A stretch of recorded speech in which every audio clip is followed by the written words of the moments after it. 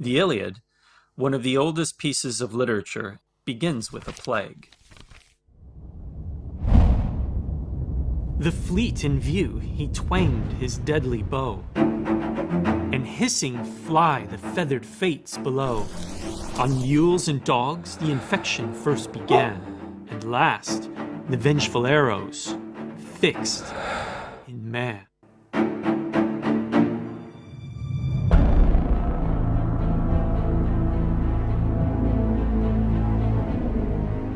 Stories about great change often begin with a plague.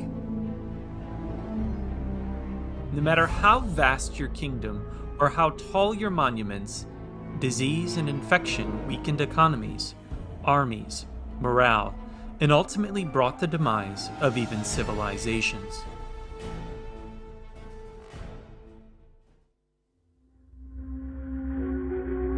Let my people go.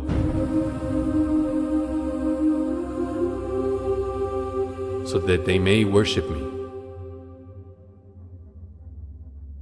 Or this time, I will send the full force of my plagues against you, and against your officials and your people.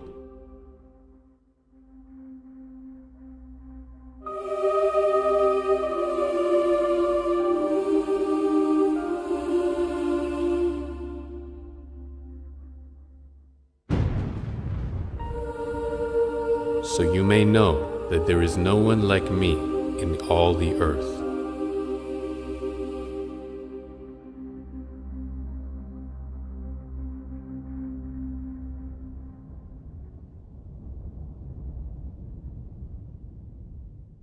In story,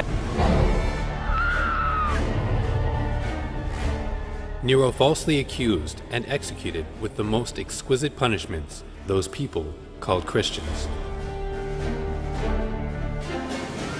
They were killed by dogs by having the hides of beasts attached to them. Or they were nailed to crosses or set aflame. When the daylight passed away, they were used as nighttime lamps.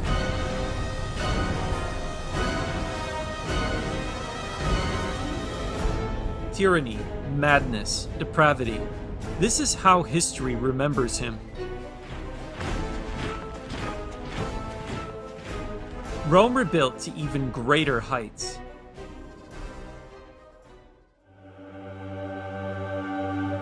But even the Pax Romana could not withstand the plague.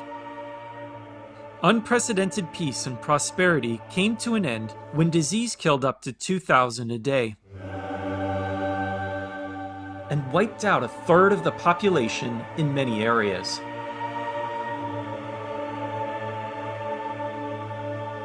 Plague only hastened what was already occurring. Life was cheap in this declining empire, and cruelty abounded, and the ideals, values, and institutions that brought the empire to its peak were all but forgotten. On my arrival in Aquileia, the plague attacked more destructively than ever before. So the emperors fled immediately to Rome with a small force of men. For the rest of us, survival became very difficult for a long time. Most, indeed, died, the effects of the plague being exacerbated by the fact that all this was occurring in the middle of winter. And less than a century later, the plague of Cyprian ravaged what was left of it. Up to 5,000 died per day.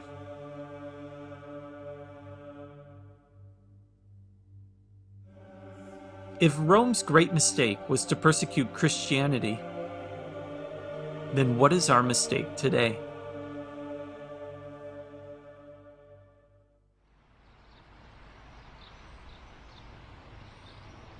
An empire died, but some things are not so easily extinguished.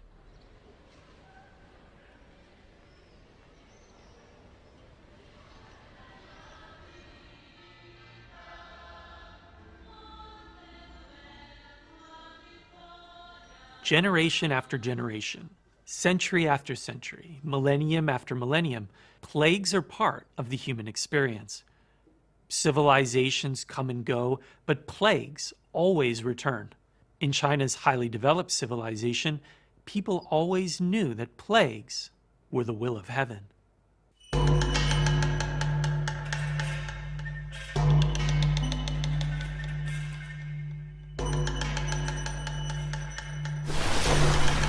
During the first 9 years, all went well.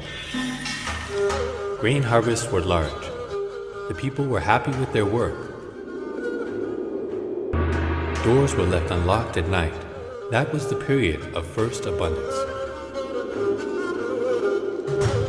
Another 9 years of prosperity followed. That was the second period of abundance.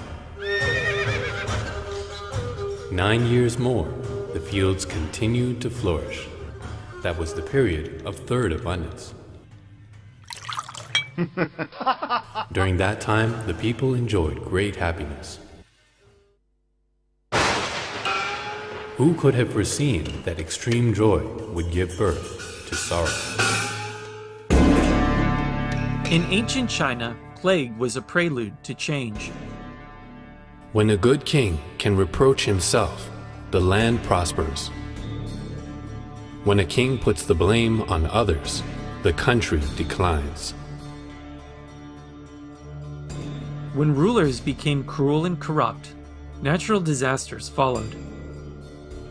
Famine, rebellion, and destruction would bring each of these once great and powerful dynasties to a close.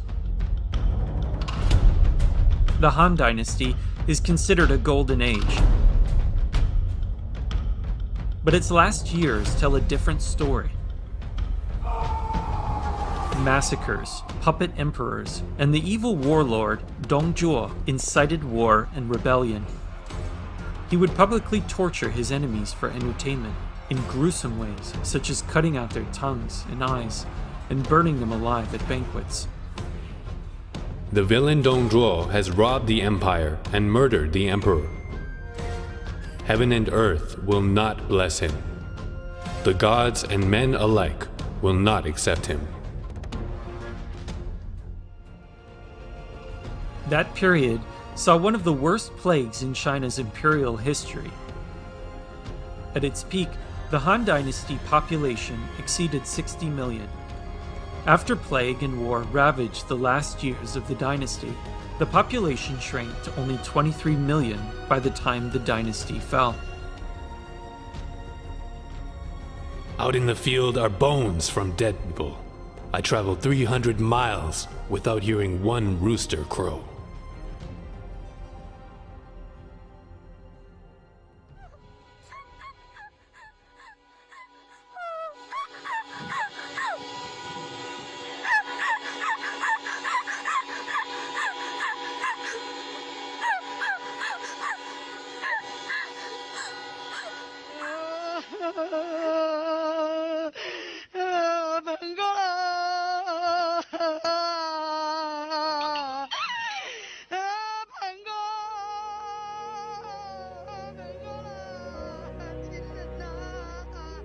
The question in everyone's mind is, how could this happen?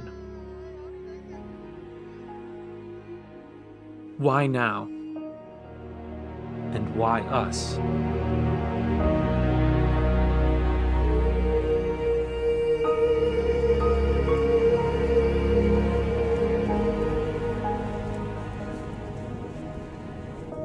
Many people feel that change is coming. Many people feel that we are at a turning point. Powerful empires in history have been brought to their knees by plague and infection. It's not far off to expect that history is repeating itself.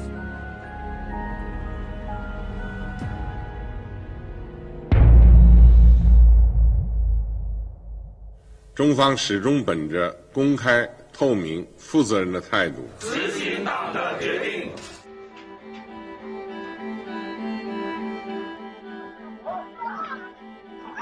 Here, truth can be harder to find than treatment. In China, ground zero for the pandemic, people are trapped. 毫无保留同各方分享防控和救治经验。重症患者我们不收，生活不能自理了我们也不收。这些做法体现了人道主义精神，体现了一个负责任大国的责任担当。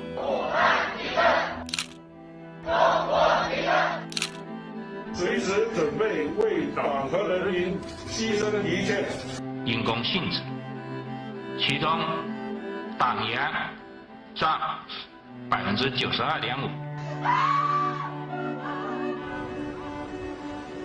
The party has celebrated the dead as martyrs of the Chinese Communist Party. 体现了中华民族同舟共济、守望相助的优秀传统。 In reality, they are the victims of a cruel regime.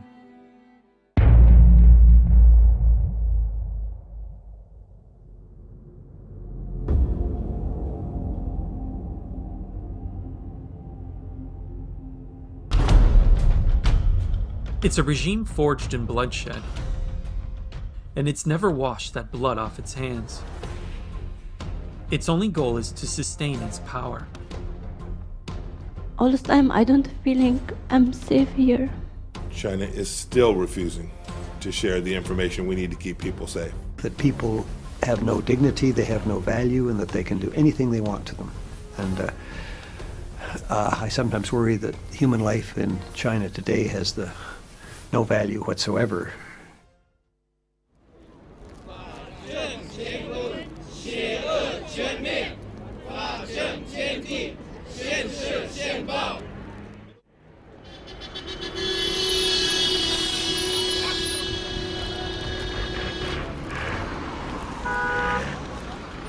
No! Hey! Oh! Oh! Oh! 快走！走，等等！走，没什么好看，走。 Spiritual believers of all faiths are persecuted. I was taken to a special room and placed in a high chair. Bands held my arms and the legs in place and tightened when they pressed a button. The guards put a helmet on my shaved head. Each time I was electrocuted, my whole body would shake violently. Why? Simply because the Chinese Communist Party cannot allow people to believe God is higher than the party. Long live Xi Jinping. Anyone who could not memorize a book of slogans and rules within 14 days would be denied food or beaten. Would be 1.5 million people detained in concentration camps in Xinjiang right now. If the world had stood up and stopped what was happening to Falun Gong 10 years ago, not a chance. I was a young surgeon. We come to a place called Western Mountain Execution Ground. More than 100 armed police. They were there. Chief surgeon said, get the liver and the 2 kidneys. When I cut through, blood still coming out. That means this person's still alive. We couldn't say no because there's no way you can say no. Killing your own citizens who believe in truth, compassion, forbearance. You are killing these people for their organs? What outrageous behavior. Are you a civilized government? Are you worse than Hitler? Are you worse than Stalin? They are tortured to death until they renounce, or rounded up in concentration camps to be killed for their organs, which are sold on the foreign transplant market. It's inevitable that justice will prevail. However, it's our choice whether that happens sooner rather than later. Can we allow evil to write this chapter of human history?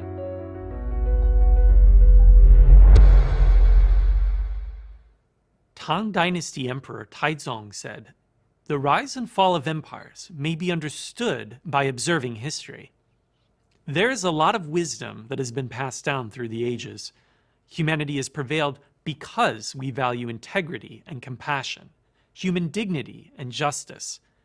But these values cannot survive under a tyrannical regime."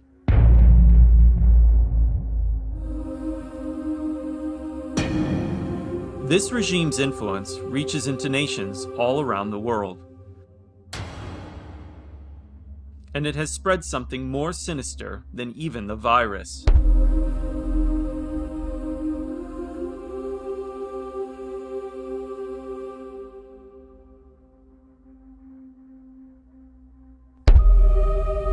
The recent pandemic cast a harsh light on reality, and we see how the whole world has aided this evil regime.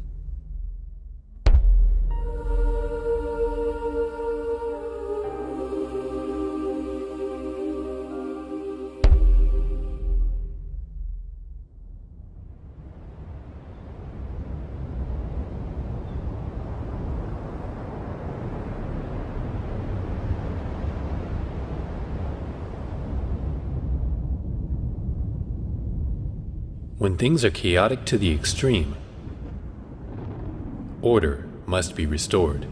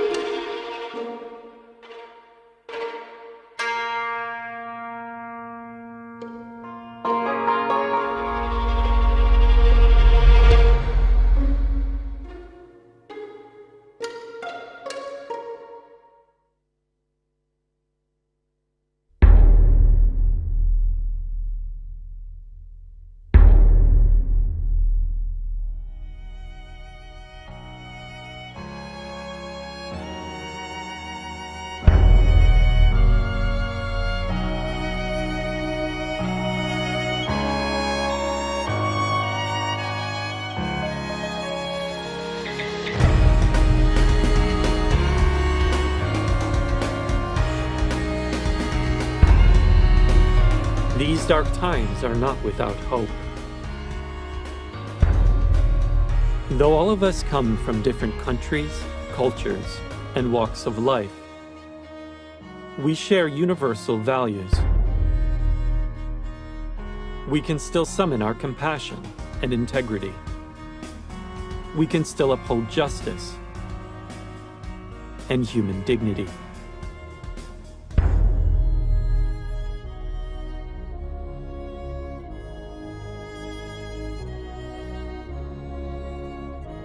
We have a say in how the rest of this story plays out, and whether we leave our next generations with a brighter future.